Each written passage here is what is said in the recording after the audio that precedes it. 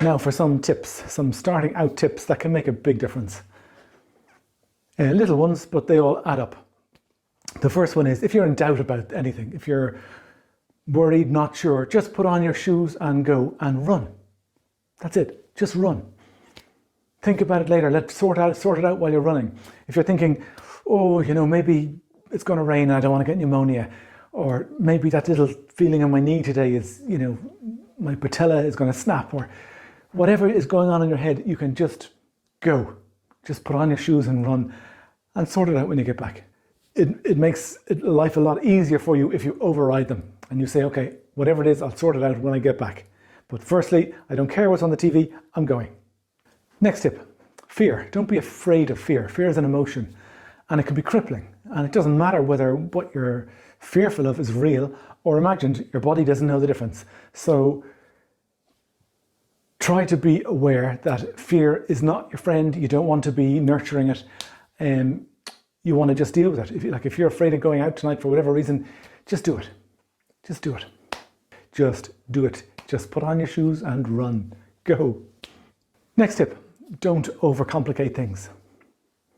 You might be thinking, okay, today is a good day to start. I have a 5-mile run or 10K this evening. And you might think, well, I'm going to get new shoes tomorrow. I'll wait till tomorrow.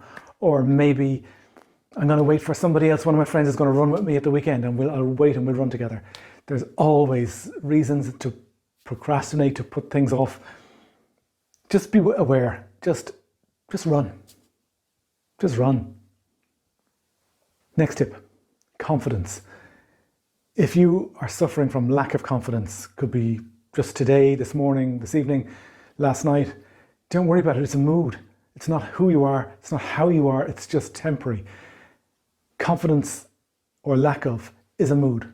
So when you're feeling good and strong, good night's sleep, you tend to be confident and have great thoughts about yourself. So if you're not feeling confident, let it go. It's only temporary. It's only a mood. Next tip. Most people know this one. Do not go shopping when you are hungry. It just doesn't work. The more you start to run, the more urgent your hunger is going to get. And you can't come in from a run, find you got no food and head off to the supermarket. Because you buy everything. You buy all the crisps first, then you buy the chocolate, then you buy the cans of Coke and all the stuff that you really don't want.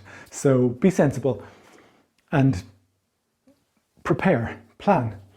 All of this is about planning. And with proper planning, it'll make it so much easier. Next tip. If you like a cup of coffee, like I do, I love coffee. Drink it black if you can. So when I say black coffee, what I actually mean is dairy-free coffee, because I actually drink soya coffee. I find, and what always affected me was dairy, and dairy affects my nasal cavity, my lungs. I don't know why, but it affects my breathing and it comes out when I'm running.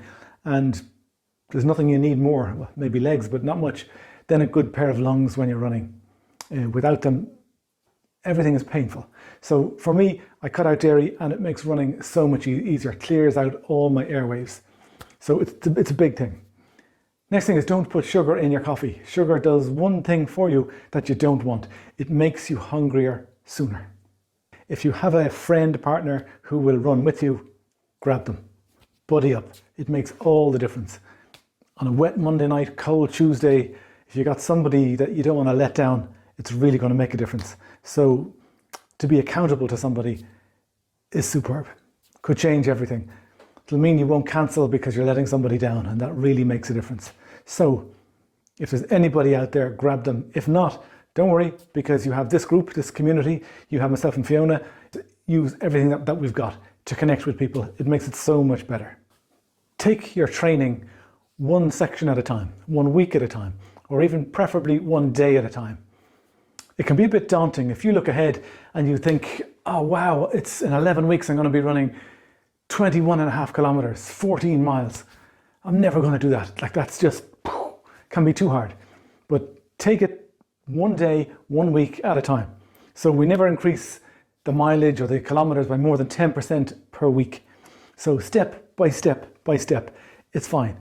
And eventually you're looking down and you're thinking, oh, I made it up to here. That's a much better place to be than looking up, going, no, I'm not going to make it.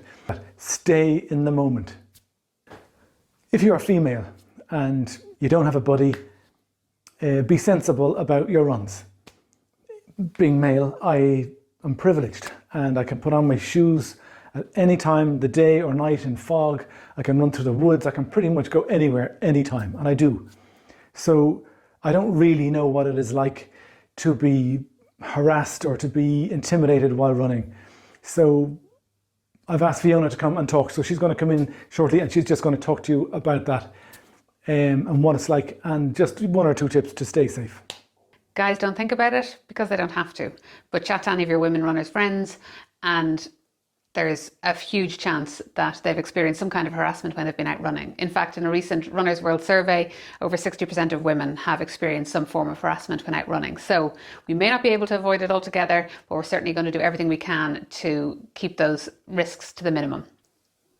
First one's really obvious, but it's going to be much safer if you can run in the daytime where there's lots of people around. It's not always the most pleasant though, so if you choose to run later in the evening or early in the morning, then at least choose somewhere that's well lit.